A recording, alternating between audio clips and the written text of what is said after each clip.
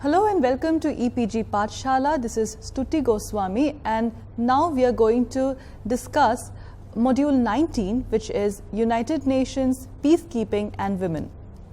Now, the basic objective of this module is to critically examine the pros and cons of women peacekeepers in conflict areas in different parts of the world.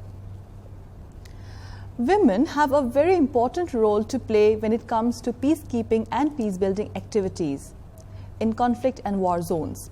The United Nations, since its inception in the year 1945, has played the central role in ameliorating the suffering of victims of conflict, particularly armed conflict and unrest, whether war, ethnic strife, insurgency, or terrorism. Since 1945, there have been more than 1 million men and women engaged in different parts of the world as peacekeepers. Most importantly, it is the personal or human relation that peacekeepers of the United Nations forge with people affected by war, conflict, or warlike situations that go a long way in restoring peace and in instilling faith and stability and security in the lives and minds of the victims of violence and conflict. However, for a very long time, discussions and deliberations on United Nations peacekeeping forces have focused on male peacekeepers. Although it is undeniable that women peacekeepers have a very important role to play in peacekeeping activities.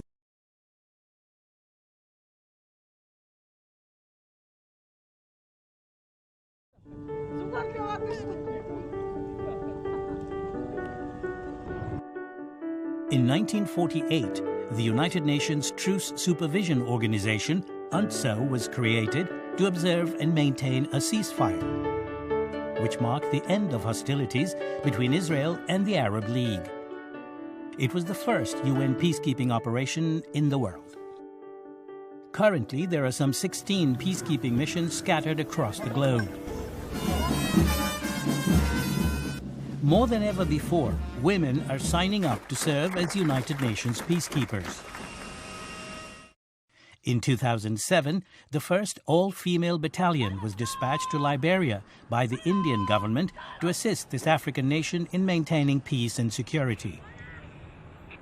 Now their term has come to an end, and they're preparing to return to India. After 9 years of service, they'll be leaving a lasting legacy behind in Liberia.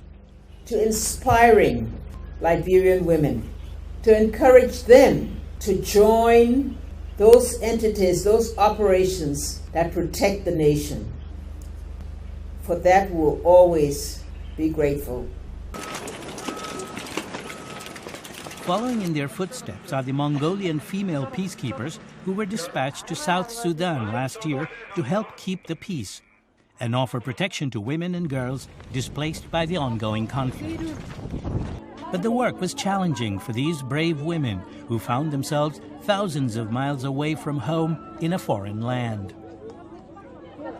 Nevertheless, Lieutenant Erdine Ochir El Chinkerlu and her team continue to give medical assistance whenever needed, especially to women and children. I am a woman, and I am a mother, and I am a peacekeeper's woman, and so I'm really proud of my peacekeeper's job. In fact, it was as late as 1995 in the Beijing Platform for Action that 3 references were made to women and peacekeeping, and those 3 references were just fleeting ones. It was only in the year 2000, in the Windhoek Declaration and Namibia Plan of Action, that deliberations on women's roles as peacekeepers and peace builders gained importance and elaboration. This was followed in the year 2002 by the historic Resolution 1325 adopted by the United Nations Security Council. Gradually, gender sensitivity vis-a-vis peacekeeping operations and peace-building activities has been increasingly witnessed in the deployment of gender specialists in the United Nations mission in Kosovo, UNMK, in the United Nations Transitional Authority in East Timor, UNTAET, and in Sierra Leone, UNAMSIL, and in the Democratic Republic of Congo in the year 2000. This indicates at the increasing participation of women in the United Nations peacekeeping activities. However, it is also a fact that the current figures still fall short of the requisite numbers. Like we have mentioned in an earlier module, we have scope to believe that this number and these figures are only going to increase with time. Again, it is a fact, and this has been touched upon in a previous module, how women peacekeepers have a very important role to play in peacekeeping and peace-building activities. The United Nations has, through the UN Women and UN Peacekeeping missions, sought to help women of various age groups affected by conflict in rehabilitation programs, as well as through advice and guidance on such issues as post-traumatic stress disorder, impregnation, sexually transmitted diseases, among others. It is also important to note that without adequately understanding the problems and the needs that are peculiar to women, gender-related issues in conflict zones can never be effectively addressed. The United Nations Resolution 1325 is highly significant in this context. In fact, after this resolution, there have been several other resolutions too that have together sought to increase the role that women play in peacekeeping activities. Resolution 1612 in the year 2005, Resolution 1674 in the year 2006, Resolution 1889 in the year 2009, Resolution 1820 and Resolution 1828 in the year 2008.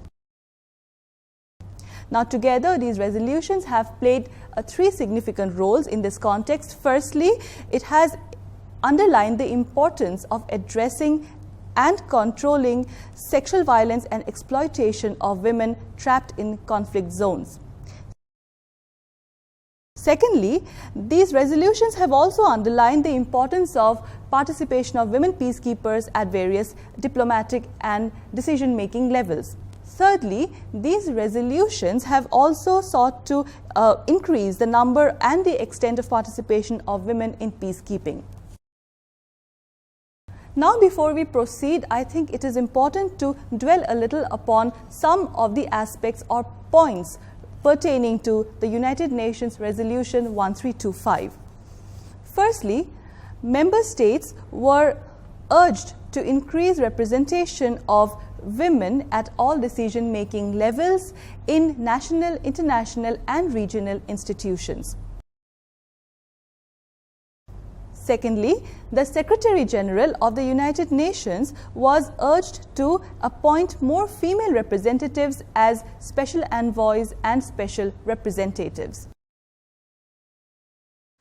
Thirdly, the member states were urged to expand the area of activity of women in peacekeeping operations, particularly in field-based operations. Fourthly, this resolution urged and requested the Secretary General to provide the member states with training guidelines and materials on protections, needs, and rights of women. Fifthly, the member states were urged to increase their voluntary, technical, logistical, and financial support to peacekeeping operations in different parts of the world. Now, there were a few resolutions that were also adopted by the Security Council of the United Nations on behalf of the member states. And a few of them are as follows. Firstly, to take appropriate measures to protect civilians affected by conflict, particularly children and women. Secondly, to increase awareness and responsiveness of the United Nations peacekeeping troops in preventing sexual violence in conflict areas. Thirdly, to increase the number of female peacekeepers in peacekeeping units. Fourthly, to improve women's participation in nation-building processes. Fifthly, to implement the Security Council's Resolution 1325 through national action plans or national level strategies. Of course, there are other resolutions also, but these are some of the important ones. Now, let us discuss a little about the presence of women in United Nations peacekeeping operations. Now, the presence of women peacekeepers is significant because it instills trust, faith, and courage much more easily in women and children affected by violence and armed conflict. This is true not only in the context of armed conflict, but particularly in the context of women and girls scarred by violence during armed conflict. In August 2009, the Secretary General of the United Nations, Ban Ki-moon, launched a campaign to ensure that there were 20% women peacekeepers in the police units by 2014. However, this target could not be achieved. And yet, the mere fact that this campaign was launched is significant in itself. On the 30th of January 2007, a 103-strong all-women unit from India arrived at Liberia as part of the United Nations mission in Liberia. Now, this contingent from India was the first such all-women unit deployed in the history of the United Nations, and it was led by the Deputy Inspector General of the Central Reserve Police Force in Chandigarh Union Territory, Seema Tundia.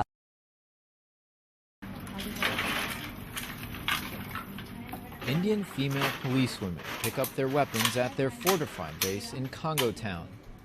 All peacekeepers in this unit are female. In their country far away from Liberia, they are an elite force for crowd control. Here, Chief Operational Officer Mamta Singh explains some of their duties. When we landed here, the first assignment we got was security of the Ministry of Foreign Affairs building, which is also the office of the President of Liberia. Apart from that, that is a 24 hours rotation duty which we have. Apart from that, we always have everyday night patrol, that is mobile as well as foot patrolling. That foot patrol is with Liberian National Police and police officers from different countries. Singh says just like men, female peacekeepers have to be physically and mentally fit. There is no differentiation between that the Indian FPU being a female will perform only this, or the male FPU, the Jordanians or Nepalese will perform this. We are performing the same duty. It's an FPU. The only difference is that it is fully female. So the duties wise, we have no difference. But I have come to know that by seeing us here, the Liberian women are definitely getting motivated. More and more women are coming to join the police force. So we are also a motivational factor for the women who are here. Most Liberians agree it would be nice if female Indian peacekeepers paved the way for more security in Liberia with a female touch, like this Monrovia woman, Angie Kablay. Soldiers will be able to stand for the women and the children of the country and the nation. They are not too aggressive as the men.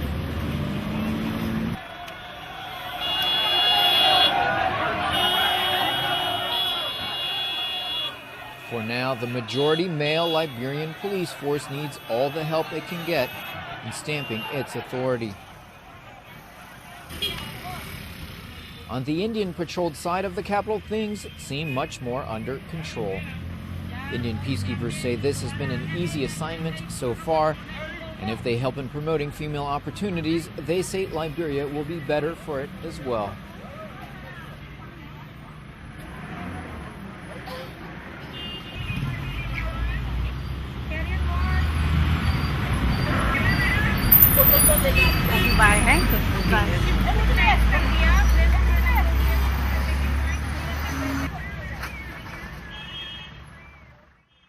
Today, there are two more such all-women units. One is the Bangladeshi unit at Haiti, and the other is the Bangladeshi unit at the Democratic Republic of Congo. In the year 2012, 30% of the 7,500 international civilians working as part of peacekeeping operations worldwide were women.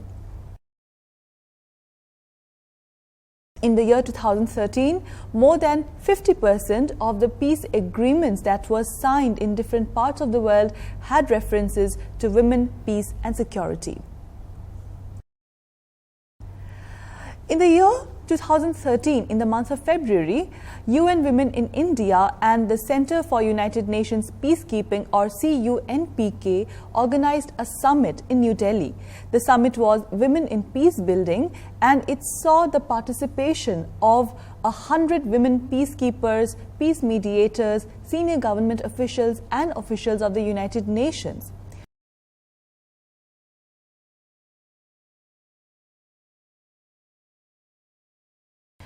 In the month of September the same year, a two-day special training was organized by the Center for United Nations Peacekeeping and UN Women again.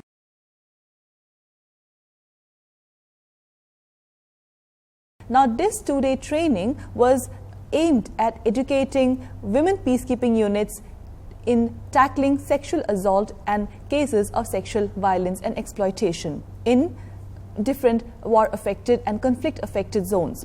Now, this training was attended by about 56 officers from 16 different countries.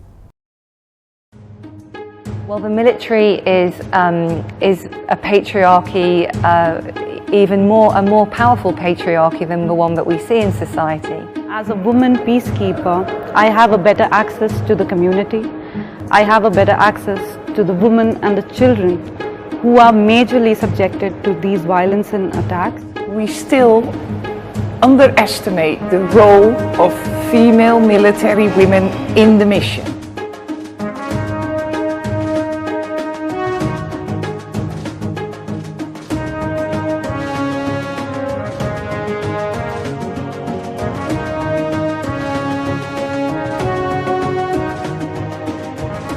This special female military officers course that we're piloting today in collaboration with CUNPK in India should serve as a groundbreaking example.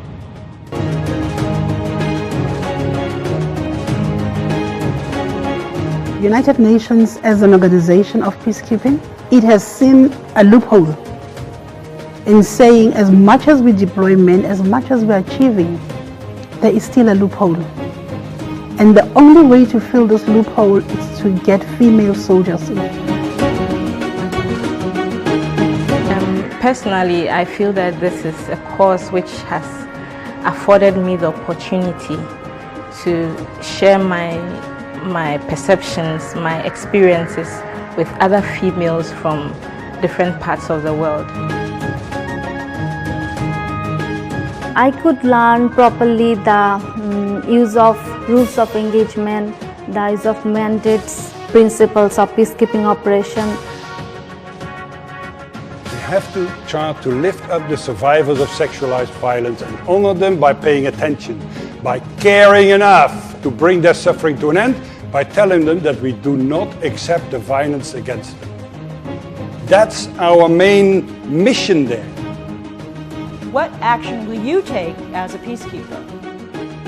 Through community outreach, we build relationships between us and the locals. The focus of this course is also on protection of civilians, especially women and children, from violence, simply because it has been our experience that victims of sexual violence and children, and even in some cases men, open up to females far more easily than they would to a men.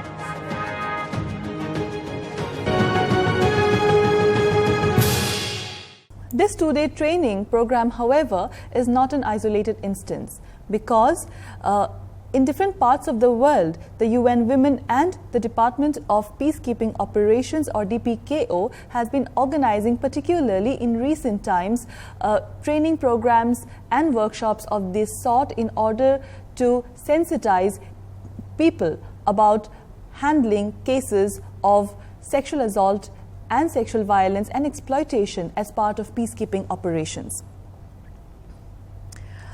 In 2009, the United Nations Police Division launched a global effort to recruit more female officers into national police services and consequently into the United Nations police operations worldwide.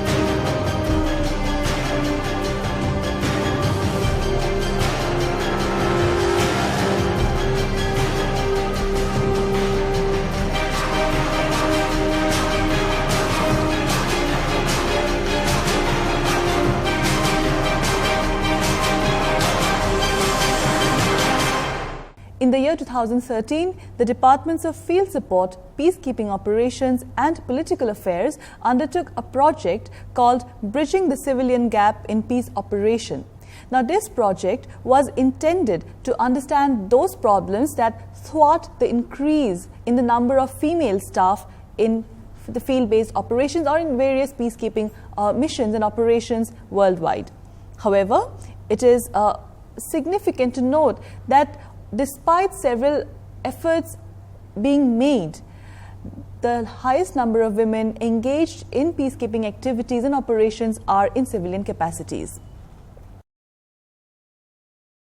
In the month of May in the year 2014, Major General Christine Lund of Norway became the first female force commander of UN peacekeeping operations in Cyprus. Now, this was a historic moment because for the first time, a female officer was made the commander of the peacekeeping forces in a UN mission. However, it is also important to remember that Major General Lund's appointment has been an exception rather than a norm. And yet, this particular appointment was seen as a manifestation of the historic Resolution 1325 of the United Nations. Now, we come to this question of why is a greater role of women needed, or the need of the hour, in UN peacekeeping operations? Of course, this has been touched upon earlier too. However, under In this, we can pinpoint three major reasons.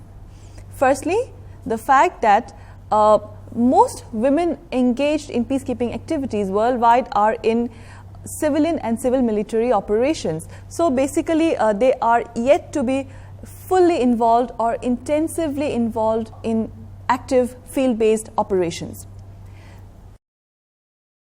From this, it also stems that the involvement of women peacekeepers is more indirect.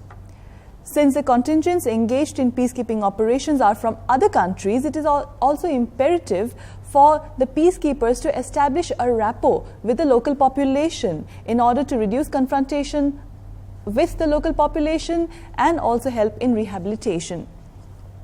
In such operations, the trust factor plays a major role, and in the case of women and children and even men affected by sexual violence, assault, exploitation, it becomes extremely important for the peacekeepers to be able to develop trustworthy relationships with the local populace, and in this, women peacekeepers can definitely play an important role. Now there is another angle to this whole issue of increasing the number of women peacekeepers in peacekeeping missions. Male peacekeepers of the United Nations have often been accused of human rights violations in their areas of deputation, and particularly gender-based violence. Sexual abuse and violence includes not only rape but also sodomy, instances of verbal sexual abuse, rape, support of prostitution, forcing women and young girls for survival sex, among others, and forced sex, of course. Now, survival sex, here it is worth mentioning, is the sex that a person is forced to engage into in return for food items or other such basic amenities.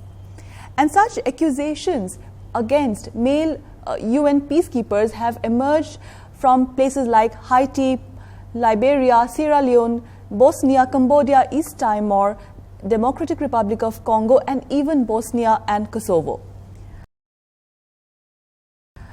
In fact, in the year 2008, a report that was published by a UK-based organization called Save the Children revealed how members of peacekeeping mission of the UN peacekeeping missions in Haiti had often conducted themselves inappropriately towards young girls, including forcing them or luring them or tempting them to have sex in return for money or other basic amenities, that is, for forced sex. And often the girls and young ladies and women were threatened, and even children were threatened or intimidated so that they did not report these issues or these cases to the authorities. Similar accusations emerged from Sudan too, among other places. Now, it is important in this context to understand that forced sexual encounters of this sort leave behind a large number of pregnancies and childbirths in their wake. And afterwards, there is every possibility that not only would the women victims be stigmatized by their own societies, but also that the fathers would refuse to accept the children or abandon them. This, in turn, pushes women and their children often towards prostitution or survival sex and make them vulnerable to sexual violence and trafficking. UN peacekeepers have also been accused to have knowingly stayed away whenever there was sexual violence on women and children by armed militants, often as a political tool or as a war tactic. But it is also important to understand the reasons why such atrocities on the part of the UN peacekeepers. However, it is important to understand the reasons why such atrocities conducted by UN peacekeepers are either unreported or they go unpunished. And this, in fact, is one of the biggest limitations also, because firstly, the peacekeepers are recruited by the member states and therefore they are under the jurisdiction of their native countries. Secondly, troops that join a peacekeeping unit are traditionally given jurisdictional immunity through the status of forces agreement, and this again a kind of emboldens male peacekeepers to engage in sexual exploitation and assault. Also, thirdly, sexual abuse by a UN peacekeeper has to be reported by the commander of the peacekeeping force. Now, if the commander himself turns a blind eye to that or is complicit in the whole act, then definitely the victims would go without any justice. It is in this context that it becomes so important to increase the number of women peacekeepers in the peacekeeping missions. Women peacekeepers not only bring in a different perspective to the plight of women trapped in a conflict situation, but also they can instill trust, faith, and a sense of security in women and children victims.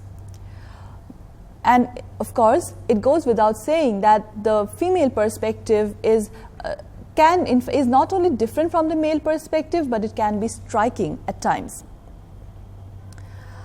To conclude, we have to understand that UN peacekeepers are the custodians of peace and security. And as the potential custodians of peace and security, UN peacekeepers can play a significant role in preparing the ground for social and economic upliftment of a strife-filled society or a strife-ridden society.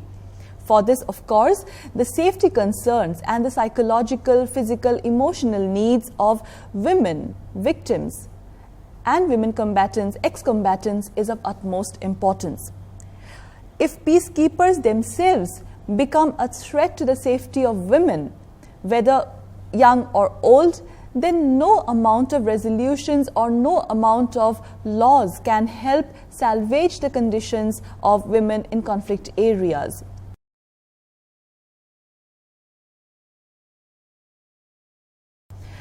Since women affected by domestic and sexual violence have their distinctive emotional, biological, psychological scars to handle or deal with, and since the scale of violence and assault on women in conflict zones has only multiplied with the passage of time, it has become extremely essential for the United Nations peacekeeping missions to ensure greater, more intensive and better participation of women in peacekeeping operations worldwide.